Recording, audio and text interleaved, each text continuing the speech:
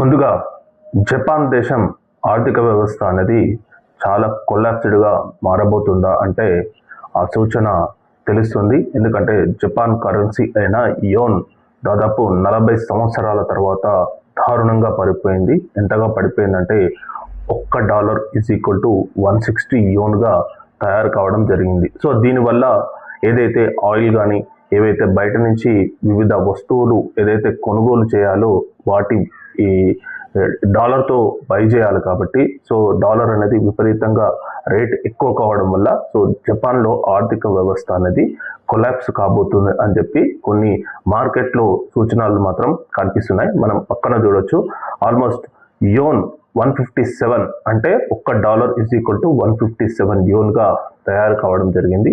అయితే ఇది జరిగి ఆల్మోస్ట్ ఇది వరకు దాదాపు 167 ఉండే 165 166 అట్లా ఆ రేంజ్లో ఉండే దాన్ని మాత్రం కొంతవరకు తగ్గియడం జరిగింది. ఎందుకంటే జపాన్ ఫైనాన్స్ మినిస్టర్ అయిన షసతు కుటోమి అండ్ యుఎస్ ప్రెసిడెంట్ ఇద్దరు మీట్ కావడం జరిగింది. జాయింట్ ఇంటర్వెన్షన్ కోఆర్డినేషన్ మీటింగ్లో వాళ్ళు పాల్గొనడం జరిగింది. సో ఇందులో కొంత జపాన్ ఆర్థిక వ్యవస్థను కొంత నిలబెట్టడానికి ప్రయత్నిస్తానని చెప్పి ఎప్పుడైతే డొనాల్డ్ ట్రంప్ చెప్పడం జరిగిందో అప్పటి నుంచి కొంచెం మార్కెట్లో కొంత పుష్ రావడం మొదలుపెట్టింది. ఆ తర్వాత కొంత దిగజారడం జరిగిందనమాట. దిగజారడం మీన్స్ అంటే కొంత యోన్ వాల్యూ డాలర్ వాల్యూ 156 రావడం జరిగిందనమాట. అయినా 156 166 ఈ మధ్యలో ఉండడం అనేది జపాన్కు చాలా ఇబ్బందికరం. ఎందుకంటే ప్రజెంట్గా global సినారియోలో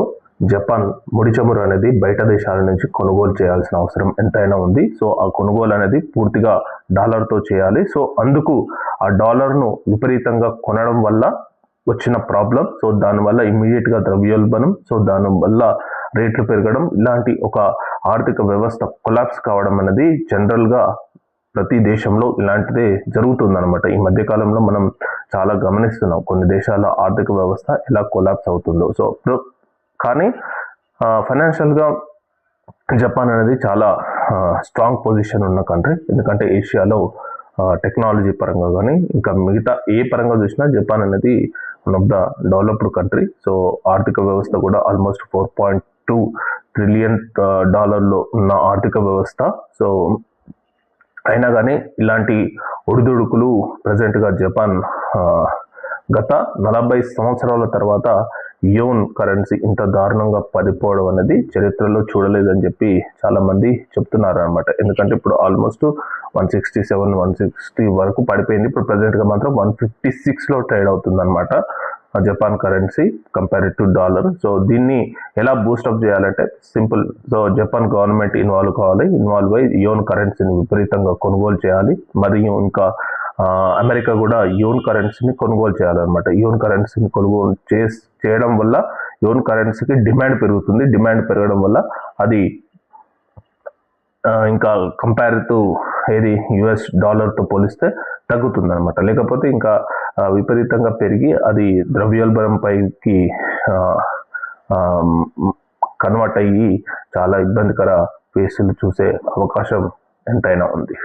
so Japan prime minister అయిన టయోచికా సో మరి ఈ విషయాలలో ఇన్వాల్వ్ అయ్యి సో జపాన్ ఫైనాన్స్ మినిస్టర్ను ఇమీడియట్గా అమెరికాకు పంపి సో జాయింట్ ఇంటర్వెన్షన్ కమిటీని ఏర్పాటు చేసి, అంటే యాక్చువల్లీ 15 years తర్వాత మొట్టమొదటిసారిగా మళ్ళీ joint intervention committee Japan and America meet కావడం జరిగిందనమాట. సో ఈ మధ్యకాలంలో ఇలాంటి పరిస్థితి ఎప్పుడు రాలేదు. కానీ ఇప్పుడు ప్రజెంట్గా జపాన్ పరిస్థితి కొంత ఇబ్బందిగా ఉంది కాబట్టి ఇమీడియట్గా అమెరికాను ఆశ్రయించడం జరిగింది. సో వాళ్ళు ఖచ్చితంగా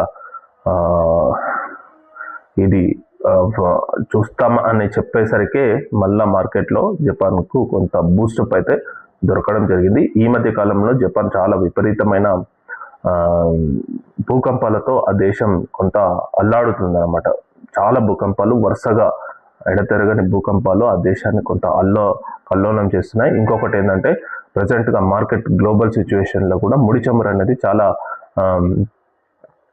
కష్టతరమైన, ఎందుకంటే హార్మోజ్ జలసంధి కానీ ఇంకా ఇరాన్ అమెరికా వార్ కానీ సో ఇలాంటి వల్ల కొంత ఆ దేశానికి చమురు అనేది చాలా ఇబ్బందిగా మారింది. సో దానివల్ల ఇలా కొంత ఈ ప్రభావం చూపించిందని చెప్పి చెప్తున్నారు అనమాట. Thank you.